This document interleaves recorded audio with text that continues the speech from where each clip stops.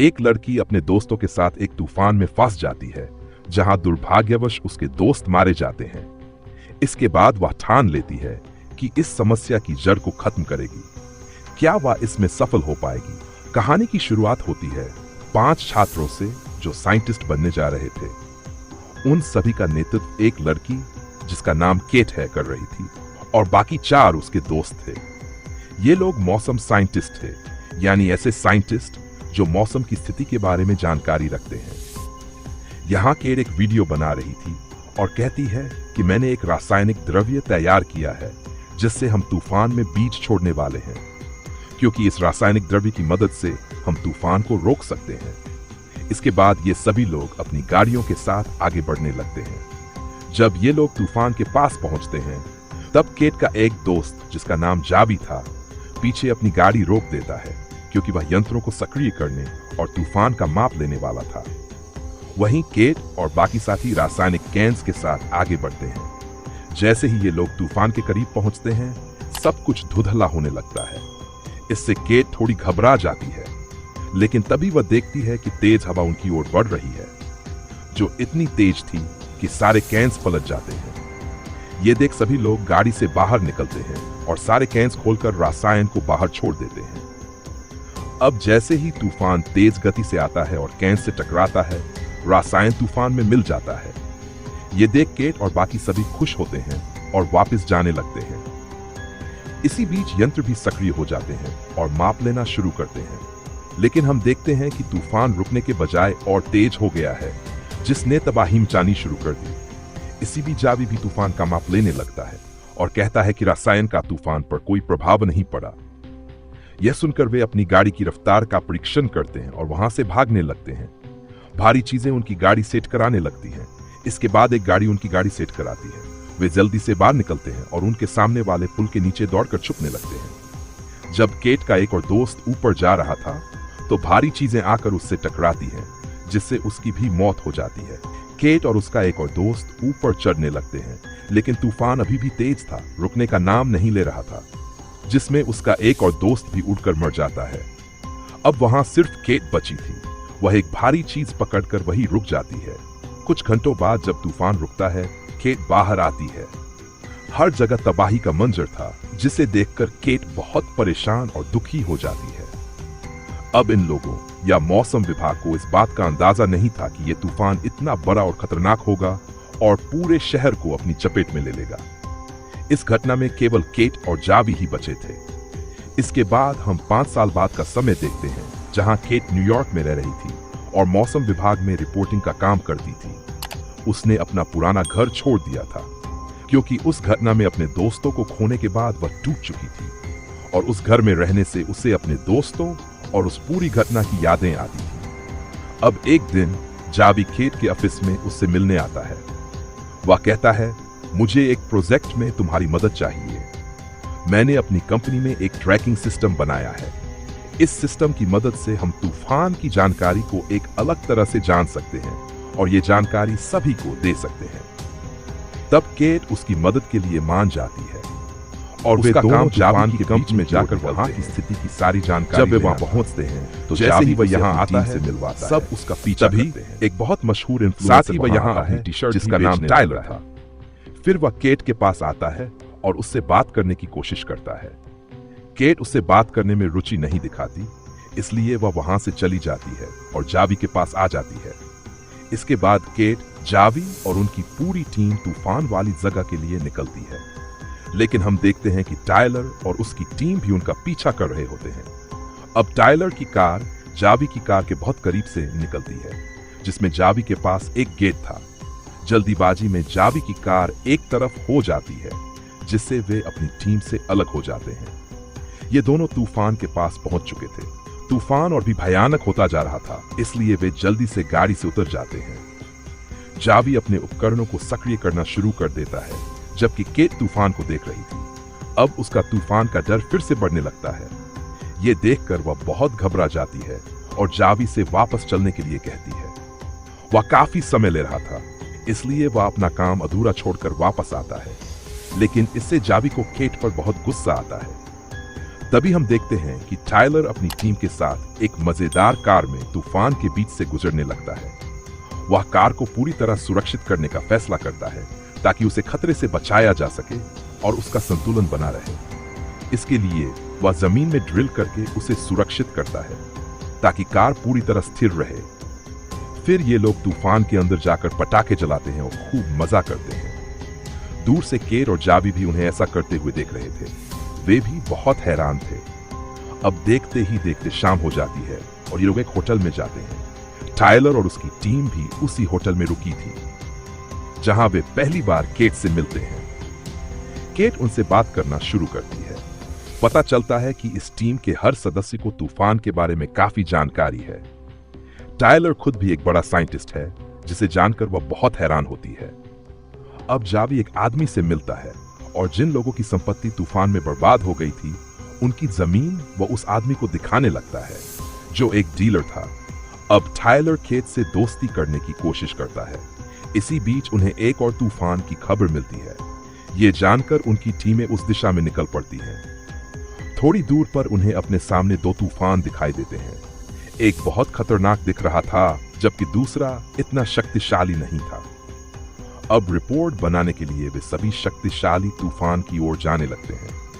लेकिन तभी केट को पता चलता है कि हवा की दिशा बदल रही है। इसीलिए वह जावी से कहती है कि वे कम हिंसक तूफान की ओर जाएं। पहले तो उन्हें इस पर थोड़ा शक हुआ, लेकिन फिर वे उस ओर जाने लगते हैं।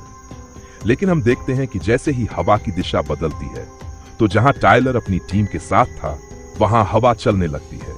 इसके बाद एक हल्का तूफान आता है और रुक जाता है, जबकि दूसरी ओर केट और उसकी टीम को खतरनाक तूफानों और भयानक चीजों का सामना करना पड़ता है।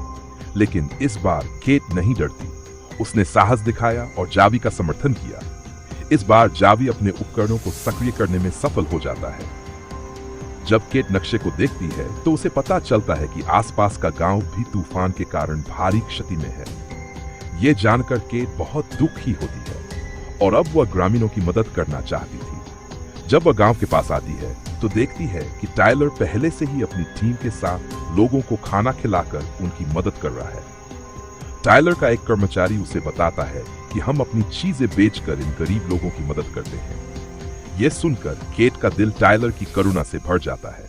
यहाँ जावी भी उस डीलर को लेकर आया था जिसने यहाँ जमीन दिखाई थी, और वह उसे यहाँ रहने वाले लोगों से मिलवा रहा था। अब केट को यह अजीब लगा, लेकिन उसे समझ नहीं आ रहा था कि जावी क्या कर रहा था। जब केट होटल वापस आई तो टायलर भी आया और उसके लिए खाना लेकर आया। यहाँ वे आखिरकार अच्छे दोस्त बन जाते हैं और बातें करने लगते हैं। रात को ये लोग बुलफाइट का मैच देखने जाते हैं। लोगों को इतना डरा हुआ देखकर केट और टायलर उनकी मदद करते हैं। वह सबको दुकान में ले गए, लेकिन वहां पास में कोई इमारत या बेसमेंट नहीं था, इसलिए यहाँ रहना खतरनाक था। इसलिए केट सबको लेकर बाहर निकल जाती है और अपनी जान बचाने के लिए वे पुल के नीचे जाने लगते हैं। उनमें एक जोड़ा भी था।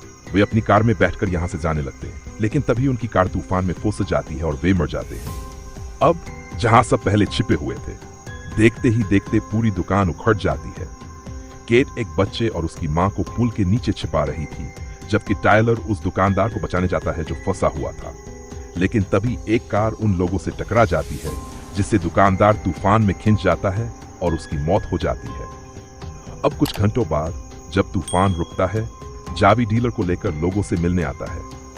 तब तक केट, जो सब कुछ समझ चुकी थी, आकर जावी से बात करती है। वह उदास थी। अब जब जावी को अपनी गलती का एहसास होता तो वह केट से माफी मांगता है, लेकिन केट उसकी बात सुनने को तैयार नहीं होती। वह अपनी कार में बैठकर यहाँ से चली जाती है। वह सीधे अपने घर आती है, जो पास में ही था। अब क्योंकि वह काफी समय बाद घर आई थी, इस वजह से उसकी माँ बहुत खुश थी। केट अपने स्कूल टाइम के प्रोजेक्ट देखकर अपनी पुरानी यादें ताजा कर रही थी। तभी टायलर भी वहां आता है। वह कहता है कि केट, मुझे पता है तुम कौन हो। मैंने तुम्हें खबरों में देखा था, और जो कुछ भी तुम्हारे साथ हुआ उसमें तुम्हारी कोई गलती नहीं है। इसके बाद टायलर, केट और उसकी माँ साथ में खाना खाते हैं। अगले दिन टायलर केट से अपने पुराने प्रोजेक्ट पर काम करने की बात करता है, जिसकी मदद से वह तूफान को रोक सकती थी। लेकिन यह सुनकर केट उदास हो जाती है। वह रोते हुए टायलर से कहती है कि मैं ये कैसे कर सकती हूँ, क्योंकि मेरा दोस्त इस प्रोजेक्ट का मालिक है। वह टायलर से नाराज भी हो जाती है कि उसने इस बारे में बात क्यों की और गुस्से में उसे कहती है कि वह उसके घर से चला जाए। लेकिन शाम को जब टायलर जाने लगा तो केट उसे रोक लेती है। वह उससे माफी मांगती है और उसे रुकने के लिए कहती है क्योंकि अब उसे अपने प्रोजेक्ट में टायलर की मदद की जरूरत थी। वह अपने प्रोजेक्ट पर दोबारा काम करने के लिए तैयार थी। इसके बाद दोनों मिलकर प्रोजेक्ट पर काम करना शुरू करते हैं। उनकी रेटिंग्स और सब कुछ कुल सही था। इसके बाद वे मिकल के डिब्बे लेकर फिर से तूफान में जाते हैं। तूफान के बीच में वे केमिकल को वहां छोड़ देते हैं। तभी तूफान बहुत तेज हो जाता है, लेकिन फिर धीरे धीरे उसकी रफ्तार कम होती है और वह पूरी तरह से रुक जाता है। वह बहुत खुश हो जाती है। आज मेरा प्रोजेक्ट आखिरकार सफल हो गया। अगले दिन जावी भी केट से मिलने आया। वह उससे माफी मांगता है और कहता है कि मुझे अपने प्रोजेक्ट के लिए पैसे की जरूरत थी, इसलिए फंडिंग के लिए मैंने डीलर से बात की और गलत रास्ता अपनाया। फिर केट भी उसे माफ कर देती है। अगले दिन केट और टायलर फिर से तूफान में जाने लगे। इस बार टायलर की पूरी टीम उनके साथ थी। साथ ही जावी और उसकी टीम भी उन्हें ज्वाइन कर रही थी। जब जावी आगे बढ़ता है तो ये लोग बहुत डरे हुए थे। ये देखकर तूफान इतना तेज हो रहा था कि उनके सामने कुछ भी दिखाई नहीं दे रहा था। जावी की कार पलटने लगी। पास के मिल में अचानक इस तूफान के कारण बिजली की खराबी हो जाती है, जिससे एक के बाद एक विस्फोट होने लगते हैं और पूरा मिल आग की चपेट में आ जाता है। अपनी कार को इस तरह देखते हुए जावी वापस जाने लगता है। ये देखकर टायलर, केट और बाकी सभी लोग भी शहर की ओर जाने लगते हैं, क्योंकि ये तूफान इतना भयानक था कि सब कुछ फंस सकता था। जब ये लोग शहर पहुंचे तो हर जगह अफरा तफरी मची हुई थी। ये देखकर केट और टायलर लोगों को उनके सामने वाले थिएटर में जाने के लिए कहते हैं, लेकिन अचानक एक बस आकर टायलर से टकरा जाती है और उसका पैर उसके नीचे फंस जाता है और एक पानी का टैंक भी उन पर गिरने वाला होता है। लेकिन सही समय पर जावी आता है और टायलर को बाहर निकालता है। अब ये तीनों थिएटर में छिपने के लिए चले जाते हैं, लेकिन फिर पूरे थिएटर की छत टूट जाती है और तूफान में फंसने के कारण कई लोगों की मौत हो जाती है। ये देखकर केट सभी को शांत करने का निर्णय लेती है और बिना किसी को बताए वह केमिकल के डिब्बों वाली गाड़ी निकाल लेती है, ताकि वह आखिरकार अपने प्रयोग को सफल बना सके। सभी कठिनाइयों को सहन करते हुए वह तूफान में फंस जाती है। सबसे पहले वह गाड़ी को सुरक्षित करती है, फिर वह उपकरण सक्रिय करती है और केमिकल छोड़ देती है। देखते ही देखते सारे केमिकल तूफान में जाने लगते हैं, जिससे आकाश हिलने लगता है। इसकी तीव्रता बढ़ने लगी। अब केट इसमें बच जाती है, लेकिन धीरे धीरे केमिकल तूफान में घुलने लगते हैं, जिससे तूफान धीरे धीरे रुकने लगता है। फिर कुछ ही मिनटों में सब कुछ शांत हो जाता है, यानी तूफान पूरी तरह से थम गया था। जब सभी ने देखा कि खतरा खत्म हो गया है तो वे बाहर आ गए। टायलर और जावी केट के पास जाते हैं, जिसकी गाड़ी पलट चुकी थी और वह किसी तरह बाहर निकल आई थी, लेकिन सौभाग्य से उसकी जान बच गई थी, पर वह घायल हो गई थी। इसके बाद बाकी सभी लोग भी वहां आते हैं और केट की बहादुरी की सराहना करते हैं। फिर हम देखते हैं कि जावी केट को एयरपोर्ट छोड़ने आया है, क्योंकि वह अपने प्रोजेक्ट के लिए फंडिंग लेने न्यूयॉर्क वापस जा रही है। लेकिन हम देखते हैं कि टायलर, जिसे केट पसंद आने लगी थी, वह भी एयरपोर्ट पर उसके पास आया है। लेकिन उसे पता चलता है कि किसी कारण केट की फ्लाइट लेट हो गई है, इसलिए टायलर उसके साथ वापस लौटता है। फिर हमें बताया जाता है कि केट, टायलर और जावी अब इस प्रोजेक्ट पर साथ काम कर रहे हैं और वे हमेशा साथ रहने और एक साथ काम करने का वादा करते हैं। इसके साथ ही ये शानदार कहानी यहाँ समाप्त होती है।